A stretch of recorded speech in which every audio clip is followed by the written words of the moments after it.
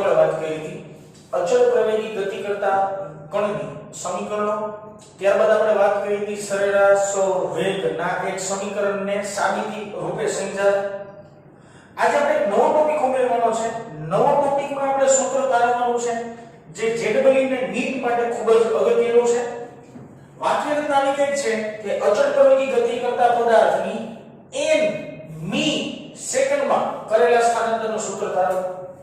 n મી સેકન્ડમાં કરેલા સ્થાનાંતરનું સૂત્ર તારવો. સમજાવીશ કેવી રીતના શું વાત છે. લાસ્ટ લેક્ચર્સ ની અંદર આપણે જે સમીકરણો ભણ્યા હતા એના વિશેની મેં થોડીક સાઈડમાં નોંધ કરી છે, તમને ધ્યાનમાં આવે એટલા માટે. v v0 80, x v0t 1/2 80 x v0 sorry v v0/2 t 2ax v2 v02. તો આ સમીકરણ તમને 100% યાદ રહેવા જોઈએ. પણ અચળ પ્રવેગી ગતિમાં હજી એક સમીકરણનો આપણે ઉમેરો કરવાનો છે જે આપણે અહીંથી આ થિયરીમાં તારવવાના છીએ. મારે તમને અચળ પ્રવેગી ગતિના સમીકરણને અનુલક્ષીને ઘણા બધા એમસીક્યુ, ઘણા બધા દાખલાઓ આપણે ભણવાના જ છે. પણ પહેલા સૂત્ર બધે ભેગા કરી લઈએ, પછી કયું સૂત્ર કઈ જગ્યાએ કેવી રીતના વાપરી શકાય એના વિશેની આપણે ચર્ચા કરતા રહેશું. અહીં મેં એક સુરેખ માર્ગ દર્શાવ્યો છે, તમે એવું માની લ્યો, બરાબર ને. સુરેખ માર્ગ એટલે કે કોઈ એક પદાર્થ આવા સુરેખ રસ્તા ઉપર ગતિ કરે છે એવી પરિકલ્પના આપણે દર્શાવેલી છે. ધારો કે હું કહું કે t બરાબર 0 સમયે કોઈ પદાર્થ પોતાની ગતિની શરૂઆત કરે છે ત્યારે તેનો વેગ એટલે એના પ્રારંભિક વેગ કેવા છે, ત્યારે તેનો પ્રારંભિક વેગ શું હશે? v0 હશે. સ્વાભાવિક વાત છે કે જ્યારે પદાર્થ ગતિની શરૂઆત કરે ત્યારે તેનો વેગ આપણે v0 લેતા હોઈએ છીએ. ધારો કે પદાર્થ t બરાબર 1 સેકન્ડે અહીંયા આવ્યો, ધારો કે પદાર્થ t બરાબર 2 સેકન્ડે અહીંયા આવ્યો. આ સેકન્ડ ની અંદર લખું છું બેટા હું, એટલે યાદ રહે. અને એવી રીતના પદાર્થ ગતિ કરતા ધારો કે t બરાબર n સેકન્ડે પહોંચ્યો. n સેકન્ડ એટલે અસંખ્ય સંખ્યા થઈ ગઈ, 1 2 3 4 5 6 7 8 9 10 11 12 એવી રીતના અસંખ્ય સુધી જાઓ એને આપણે n વડે દર્શાવીએ છીએ. થોડા છે ને દેશી શબ્દ સમજાવવાનો પ્રયત્ન કરાવડાવું તમને. હાવ દેશી શબ્દ છે પણ સમજવામાં વિચિત્ર છે, એટલે પહેલા હું જે શબ્દ બોલું છું એ બધા શબ્દ પ્રોપરલી યાદ રાખજો. શું વાત કરો છો? હું તમને એમ કહું કે પેલી સેકન્ડે કાપેલું અંતર, સાંભળજો મારી વાત આખી. શબ્દમાં એક જ નાનો વચ્ચે શબ્દ ફરશે અને મતલબ બદલી જશે આખો, એટલે ધ્યાનપૂર્વક સાંભળજો. હું બોલું પેલી સેકન્ડે કાપેલું અંતર અને હું બોલું 1 સેકન્ડમાં કાપેલું અંતર.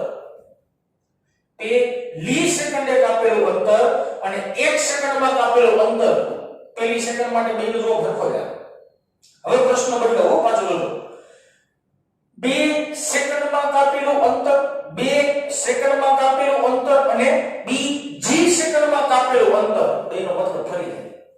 હજી એકવાર, 2 સેકન્ડમાં કાપેલું અંતર અને બીજી સેકન્ડમાં કાપેલું અંતર.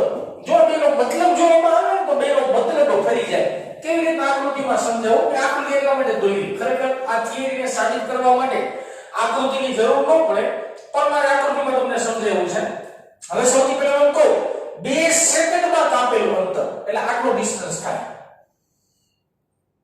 આ જે ડિસ્ટન્સ છે આટલો ડિસ્ટન્સ, આ ડિસ્ટન્સ ને કહેવાય 2 સેકન્ડમાં કાપેલું અંતર અથવા તો કરેલું સ્થાનાંતર.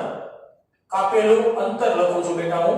સાંભળજો, અહીંયા હું સ્થાનાંતર લખી શકું, કાઈ ફેર ન પડે. સુરેખ તો પથ ઉપર ગતિ હાલે એટલા માટે. હું એમ બોલું બીજી સેકન્ડમાં કાપેલું અંતર તો આટલું અંતર થાય. આટલું અંતર છે ને એ અંતરને કહેવાય બીજી સેકન્ડમાં કાપેલું અંતર. બરાબર ને? બીજી સેકન્ડમાં કાપેલું અંતર નો મતલબ શું થાય? તો કે 1 સેકન્ડ પૂરી થાય અને બીજી સેકન્ડ પૂરી થાય, આ બે વચ્ચેના અંતરને બીજી સેકન્ડમાં કાપેલું અંતર કહેવાય. હવે હું બોલું 3 સેકન્ડમાં કાપેલું અંતર એટલે કેટલું? 3 સેકન્ડમાં કાપેલું અંતર એટલે કેટલું? 0 થી 3 સુધી જેટલું અંતર કાપે એને કહેવાય 3 સેકન્ડમાં કાપેલું અંતર. હવે હું તમને બોલું કે 30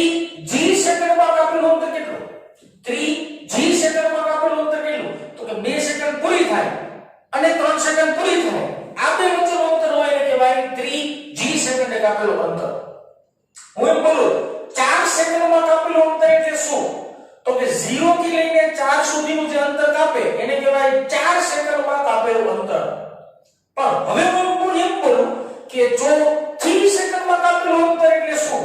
તો કે 3 સેકન્ડ પૂરી થઈ હોય અને ચોથી પૂરી થાય એ બે વચ્ચેના અંતરને કહેવાય ચોથી સેકન્ડે કાપેલું અંતર. એવી રીતના તમે જોવામાં આવે તો તમને એટલી વાત સમજાય છે કે 0 થી લઈને 1 સુધીનું અંતર જોવામાં આવે તો એને શું કહેવાય? 1 સેકન્ડમાં કાપેલું અંતર.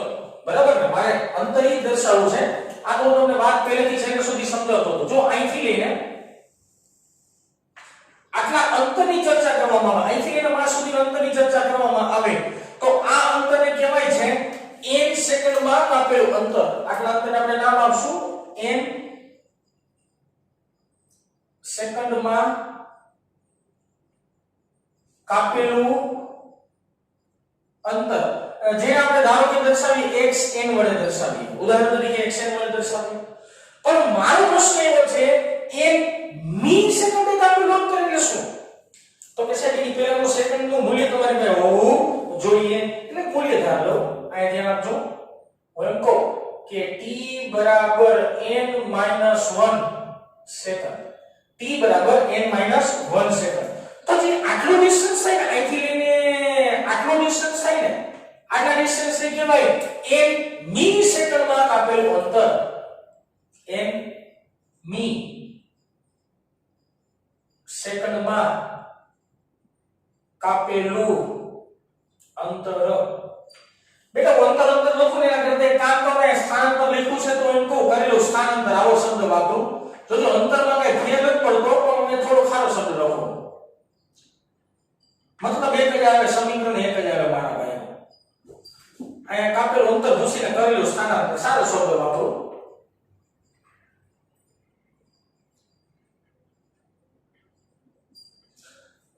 સમજે છે વાત? આ n સેકન્ડમાં કરેલું સ્થાનાંતર થયું, આ n મી સેકન્ડમાં કરેલું સ્થાનાંતર થયું. હવે n - 1 શું કરવા દઈયા? આ કેના જેવી વાત થઈ? કેના જેવી વાત થઈ? 100 સેકન્ડમાં કાપેલું અંતર એટલે કેટલું? તો અહીંથી લઈને અહીંયા સુધીને 100 સેકન્ડમાં કાપેલું અંતર કહેવાય. હવે એમ કહો 100 મી સેકન્ડમાં કાપેલું અંતર એટલે શું? 100 મી સેકન્ડમાં કાપેલું અંતર એટલે શું? તો કે સાહેબ 99 પૂરી થાય અને 100 પૂરી થાય, આ બે વચ્ચેનું અંતર. 99 એટલે હું 100 માઈનસ 1. 99 એટલે શું થાય બેટા? 100 માઈનસ 1. એટલા માટે મેં n - 1 લખ્યું ને n લખ્યું. હવે સમજાઈ ગયો છે. બરાબર? બહુ થોડું ટેકનિકલી જવાનું પણ સમજતું જવાનું. દેશી વાતી સમજાવી જોઈએ ને વિદેશી એટલે કે ચોપડીની વાતી સમજાવી જોઈએ. ત્યારે આપણે સાચા કહેવાય. બરાબર? ઓકે, સરસ. આ બધી બેઝિક ચર્ચા થઈ. ખરેખર ડાયાગ્રામ આકૃતિ આવે નહીં પણ મેં તમને સમજાવવા પડતી કે આકૃતિ દોરેલી છે. તો આ બધી ચર્ચા થઈ. હવે આપણે સિમ્પલ લોજિકમાં જવાનું છે સૂત્ર તારવા માટે. સૌથી પહેલા હું એવું ગોતું, આને આપણે કઈ નામ આપવું પડશે ને. n મી સેકન્ડમાં કાપેલા અંતરને કઈક આપણે નામ આપવું પડશે. એને કીધું x n th ઉપર લખી નાખો, ખાલી સમજાવવા તો બરાબર. અથવા તો x m મી આમ લખી નાખો ને, દેશી ભાષામાં યાદ રહે, વિદેશીમાં યાદ નહીં. x n મી બરાબર. સાવ સિમ્પલ ભાષા વાપરું હો, જે તમને સમજાઈ જાય. આપણે તો છેલ્લે આ સમીકરણ જ યાદ રાખવાનું. તારવણી કેવી રીતના હોય કોઈ તમને એક્ઝામ ની અંદર, બોર્ડ ની અંદર લખવાનું નહીં કે, પણ જે સમીકરણ આવે છે ને કેવી રીતના આવે ને તમને ખબર હોવી જોઈએ. સાબિતી છે, સાબિતી મેળવવાની છે. એટલે એ દેશી ભાષામાં લખો તો એનો મતલબ કઈ ન વિચારતા. હા, 12 માં એવું નહીં આવે.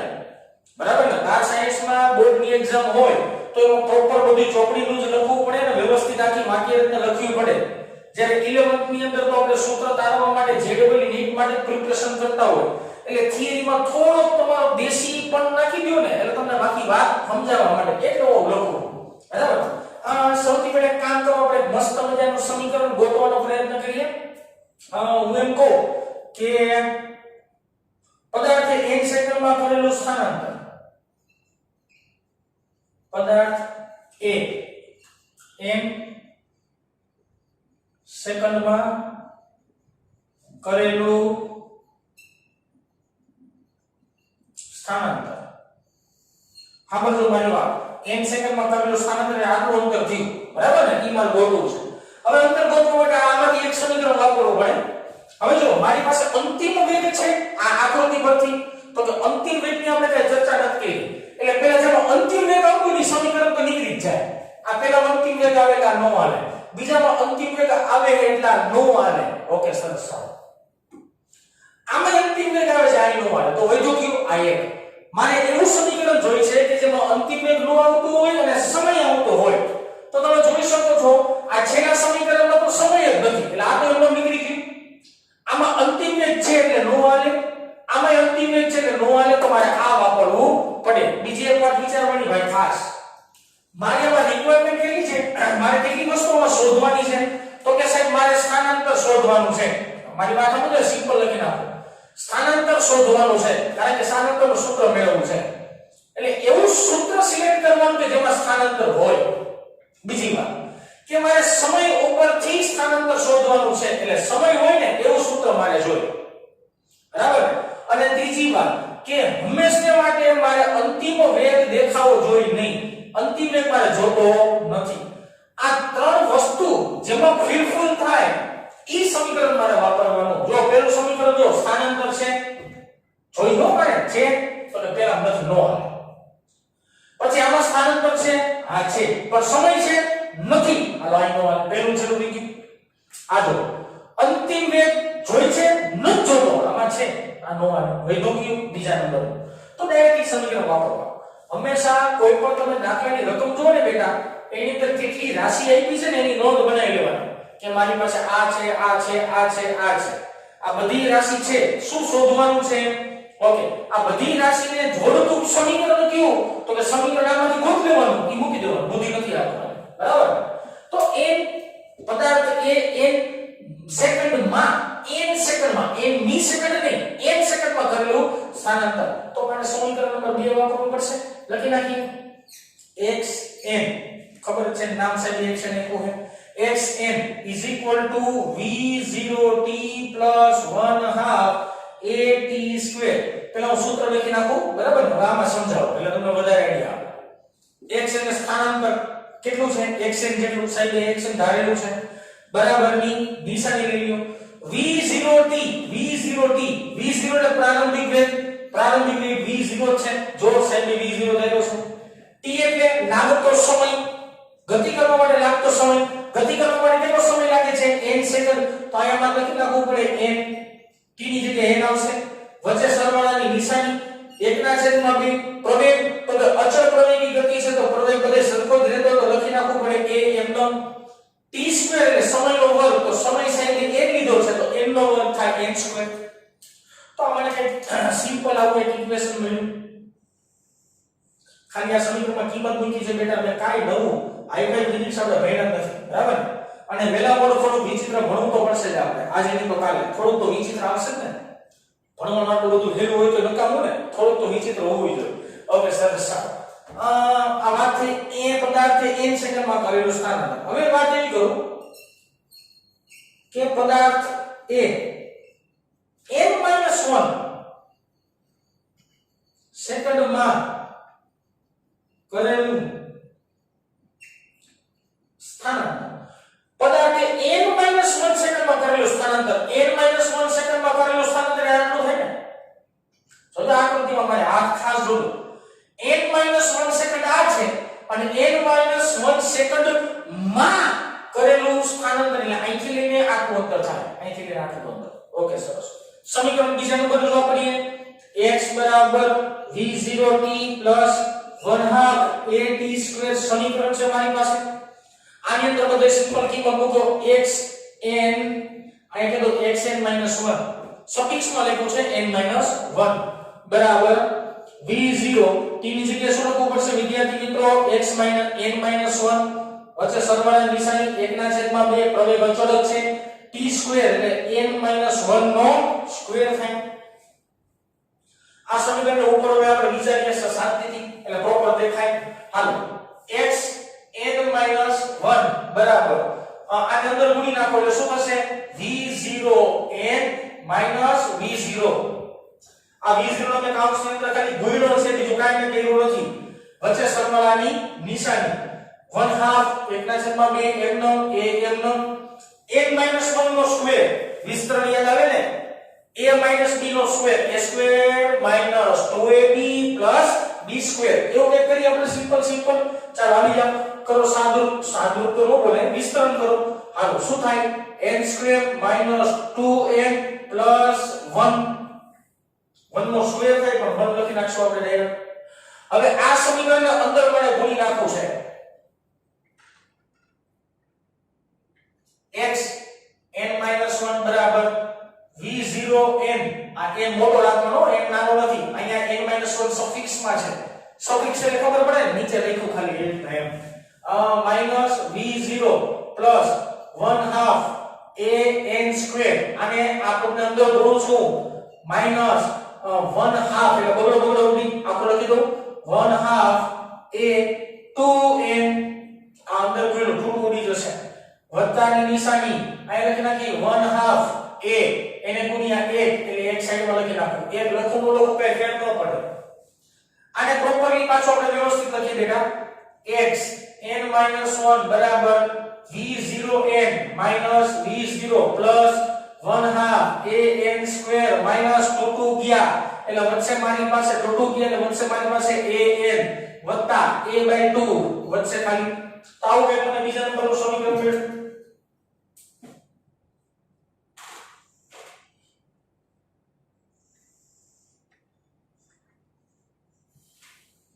સમીકરણ નંબર 2 શોધવાનું શું છે? પાછા હતા ત્યાં તો આવી ને હું કરવાનું હું આ બધું ગોઈતું તો રાખ્યું છે ને. આપણે શું કરવાનું તે તો આપણે વિચારીએ. જો મારે ગોતવાનું હતું એક મિલી સેકન્ડમાં કરેલું સ્થાનાંતર. આખો ભાગ ગોતવાનો તો આટલો ભાગ જોતો આટલો ભાગ. હવે મારી પાસે આખો ભાગ છે તો કે હા n સેકન્ડમાં કરેલું સ્થાનાંતર આ રહ્યું. આખો ભાગ છે આ રહ્યું. હવે મારી પાસે આટલો અડધો ભાગ છે. અડધો ભાગ જો આખો ભાગ છે, આખો અડધો ભાગ છે. અડધો ભાગ એટલે શું? n - 1 સેકન્ડમાં કાપેલું કરેલું સ્થાનાંતર. મોટામાંથી નાનું બાદ કરો આટલો જવાબ આવે. મોટામાંથી નાનું કરી નાખવાનું, બાદ કરી નાખવાનું. મોટું એટલે આ, નાનું એટલે આ બેની બાદબાકી કરો તો આટલો ભાગ વધે ને. આ નો સમજાણું? જો સમજાવો દેના. આ એક આવડો ભાગ છે, આ એક આવડો ભાગ છે. હવે મારે શોધવાનો છે આટલો ભાગ. આટલો ભાગ મારે શોધવાનો, આટલો ભાગ. તો આ મોટો ભાગમાંથી આટલો ભાગ બાદ કરી નાખો તો આટલો ભાગ વધે ને. હા આવું લોજિક ભાઈ ટૂંકમાં બરાબર કે ભાઈ મોટા ભાગમાંથી નાનો ભાગ બાદ કરી નાખશો એટલે વધે આપણો જવાબ છે. આટલો આપણો જવાબ છે. તો આપણે ફાઇનલી હેડિંગ આપી દઈએ x n me second a અથવા તો n મી સેકન્ડે કરેલું સ્થાનાંતર એવું હેડિંગ આપો ભાઈ. અને આ કન્ફ્યુઝન ન થાય ને d લખી નાખો બેટા. સિમ્પલ d લખી નાખો બરાબર ને. એટલે શું થાય આની નાની વાક્ય અલગ દેખાય તમને, બીજું કઈ નહીં. d લખી નાખો. હું હેડિંગ આવું છું n મી સેકન્ડમાં કરેલું સ્થાનાંતર. ઓકે, n મી સેકન્ડમાં કરેલું સ્થાનાંતર એટલે મોટું શું છે? તો કે મોટું છે મારી પાસે xn, આ મોટું છે. અને માઈનસ શું કરવાનું? તો કે નાનો ભાગ માઈનસ કરવાનો એટલે -xn - 1 બાદ કરું. જે જવાબ આવશે ને જવાબ આપણે શું કહી દઈએ? d કહી દઈએ. સમજી જવું જોઈએ. આ મોટા ભાગમાંથી આ નાનો ભાગ બાદ કરવાશો, આટલો ભાગ બચશે. આટલા ભાગને આપણે નામ આપ્યું છે d. બરાબર? d મારે ફાઇન્ડ કરવાનું છે. શોધીએ ચાલો. d = xn શું છે? સમીકરણ નંબર 1 ઉપર લ્યો. અહીં લખી નાખું છું, ઇક્વેશન આપું v0n વત્તા 1/2 an² વચ્ચે માઈનસ ની નિશાની. આખું પદ છે એટલે આખા પદની નિશાની ઉલટાઈ જશે. ખાસ યાદ રાખજો. માઈનસ છે બહાર તો કા નહીં સમજાય. નો સમજાતું તો x કે વધારી દઉં છું. ચાલો કાઈ વાંધો નહીં. Don't worry. બ્રેકેટ ની અંદર xn - 1 આ રહ્યું. આખું બ્રેકેટ માં આપણે લખીએ v0n - v0 + 1/2 an² - an + a/2 આખું બ્રેકેટ માં લખો. હવે માઈનસ નિશાની અંદર એપ્લાય કરો એટલે અંદરની નિશાની ચેન્જ થઈ જાય. કરીએ ચાલો એવું કઈ d v0n 1/2 an² - v0n + v0 - 1/2 an² + an - a/2. Okay, કેટલું ઉઠશે ઊંડાઈ? v0n ગયા બરાબર ને. 1/2 an² 1/2 an² ગયા. આ બે સમીકરણ ઉડી ગયા. મારી પાસે વધ્યું શું લખી નાખીએ d બરાબર મારી પાસે વધ્યું v0 plus an minus a/2 વધ્યું. ઓકે સરસ. આ સમીકરણ ને બહુ પ્રચલિત નથી, જો આવી ગયો ટૂંકમાં, પણ આને હજી સારી રીતના આપણે લખવું તો કેમ લખાય? તો d v0 plus a/2 2n minus 1 આ સમીકરણ પ્રચલિત છે. આ મેળો મને મારો ફાઇનલ આન્સર, આ મને મેળો મારો ફાઇનલ જવાબ જે છે અચળ પ્રવેગી ગતિ માટે n મી સેકન્ડમાં કરેલો સ્થાનાંતર. તો આ નવા સમીકરણનો ઉમેરો થઈ ગયો. d v0 plus a/2 2n minus 1 a/2 bracket ની અંદર 2n minus 1. તો આ એક સમીકરણ બધા યાદ રાખવાના છે. મારા મત અનુસાર આ સ્ટેપ નહીં સમજાતું હોય તો ઓકે, આ નો સમજે એના માટે થોડું લખી દઉં છું, બરાબર ને? ધારો કે આનું સાદું ઉપર છે, આની ઉપરથી જ આવે, પણ કેવી રીતે ન સમજાતું તો d બરાબર v0 એમ રાખો. હવે બગડે નહીં બોલ્યો બેનો લસા લઈ લો. તમારી પાસે શું કરવાનું છે? લસા લેવાનો છે, બરાબર ને? તો લસા લઈ એટલે શું થશે? 2an a/2 થાય. આ બગડેને સામે બોલ્યો એટલે લસા લેવાઈ ગયો, બરાબર ને? આમાંથી છે ને 2 કોમન કાઢ્યો d બરાબર આમાંથી પ્રેમથી કોમન કાઢો a/2 તો v0 પ્લસ a/2 કાઢી લીધા બહાર, આમાંથી a/2 કાઢ્યા તો કાઉન્સમાં શું વધે? 2n minus 1 વધે. આ સ્ટેપ જેમ નો સમજાય, આની ઉપરથી આ સ્ટેપ ન સમજે તો આ તમારે આખું કેલ્ક્યુલેશન ખાલી કરી નાખવાનું. છેલ્લા બે પદો મેં પ્રેમથી દર્શા લીધો છે. તો મારું ફાઇનલી ઇક્વેશન મળ્યું આવું છેલ્લું ઇક્વેશન, જે ઇક્વેશન JEE અને નીટ માટે ખૂબ જ અગત્યતા ધરાવે છે. આ ખાસ યાદ રાખવાનું, બરાબર? તો આજે આપણે અહીં સુધી રાખીએ.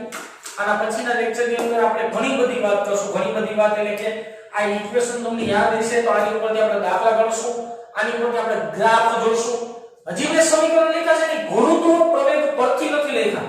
હજી આપણે એક નવો શબ્દ ઉમેરવાનો છે, ગુરુત્વ પ્રવેગની અસર હેઠળ પદાર્થ ગતિ કરે તો કેવી રીતના કરે? જેમ કે કોઈ પદાર્થ મુક્ત પતન કરાવો, કોઈ પદાર્થને આપણે ઉપર ઘા કરીએ અને કેવી અસર થાય, એ ચર્ચા બધી હજી બાકી છે.